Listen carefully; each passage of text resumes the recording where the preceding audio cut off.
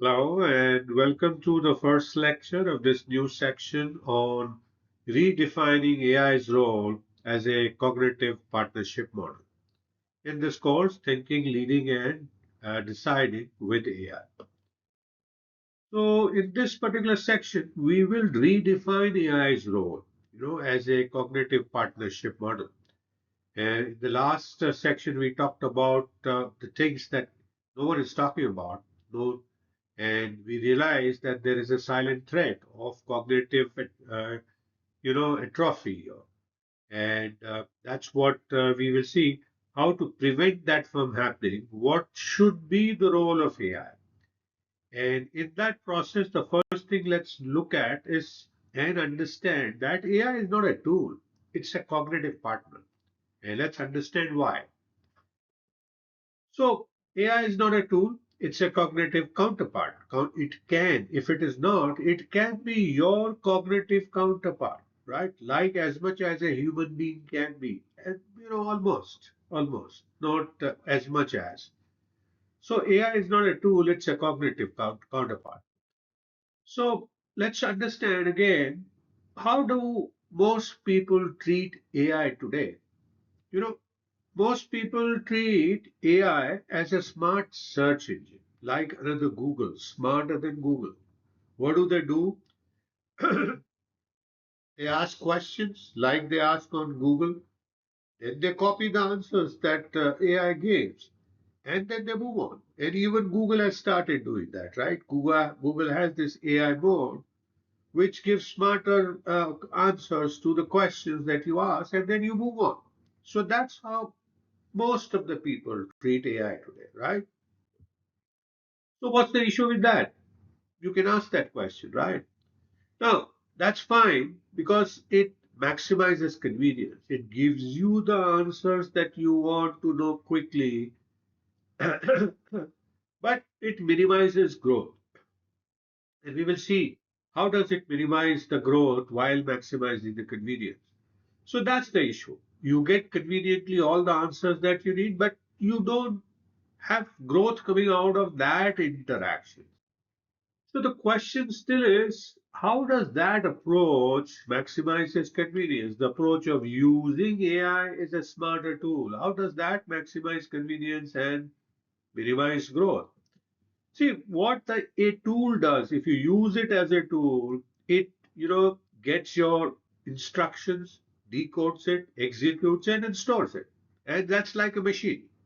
You have practically no interaction with the answer, the quality of answers that you get after giving the instruction to execute your question.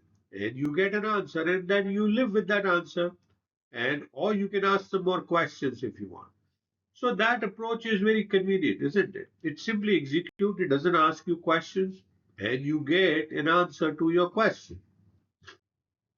So, how would an cognitive partner do? What does a cognitive partner do? If it were to act as a cognitive partner, what would it be doing that it is not doing today?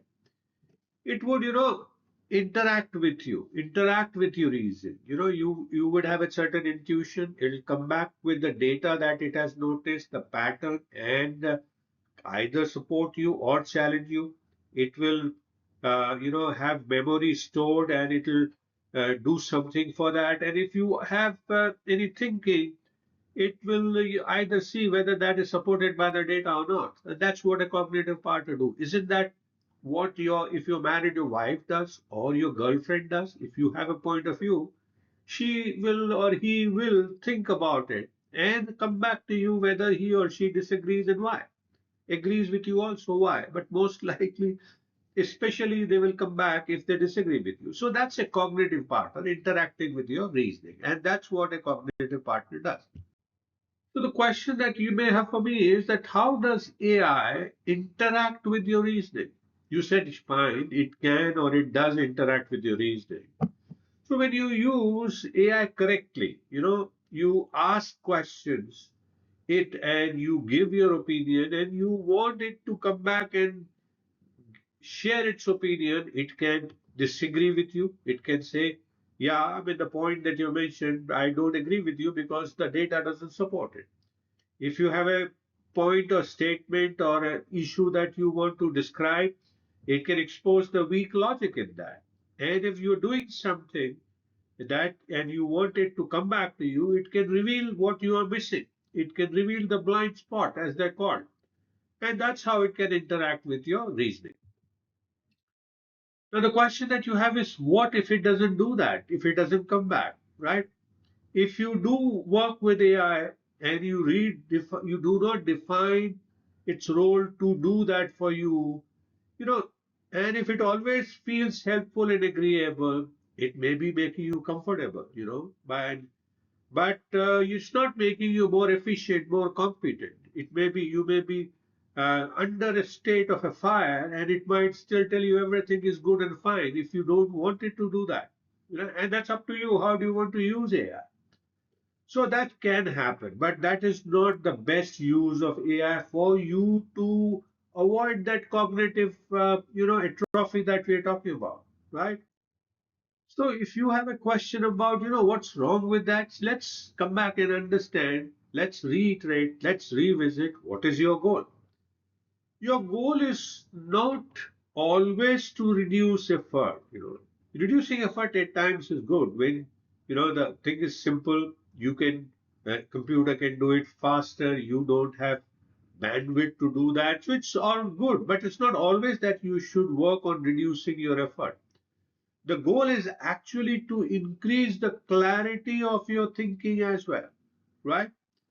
So that's the goal. Let's remember that you want to reduce effort probably, but at the same time, you want to think smarter, better, and keep growing your mind, right? Right. Okay. So you might say that, all right, all right. So I shouldn't be using AI as a tool. I should be using it as a cognitive partner because that can help me grow my thinking. So what should I do? That's the question you have. So the answer that I have for you is that you have to stop asking what is the answer. Straightforward, you shouldn't keep asking all the time. There are times that's fine, but not always you should be looking for an answer. Instead of that, you should be sharing what your thinking is and start asking, how strong is my thinking? Am I thinking right? Am I thinking on the right directions? They might be thinking that is fast. You need to do things quickly. And then you could go and say, what is my answer? These are repetitive things. But the deeper things that you need to think slowly and carefully, things of strategic importance, things that you cannot reverse easily, you need to think slowly and share it with AI and say, how strong is my thinking? How much does he or she agree with you? So that's what you need to do. So what do we do next now? So the next lecture we'll start taking a look at, the decision boundary. In defining the role of AI, we will define the boundary for making those decisions between AI and human. And those are the things that you will need to execute, but we will start defining that for you. What is that boundary between human and AI for decision making that can avoid that cognitive atrophy that is looming as a silent threat for you and the mankind? So thank you so much for watching this first lecture on redefining AI's role. I hope you continuing to learn new things, continuing to enjoy. And I do look forward to see you again in the next lecture. Please feel free to message me if you have any questions. I'll be happy to answer your questions. And do download the PDF file to take a look at anything that you need to.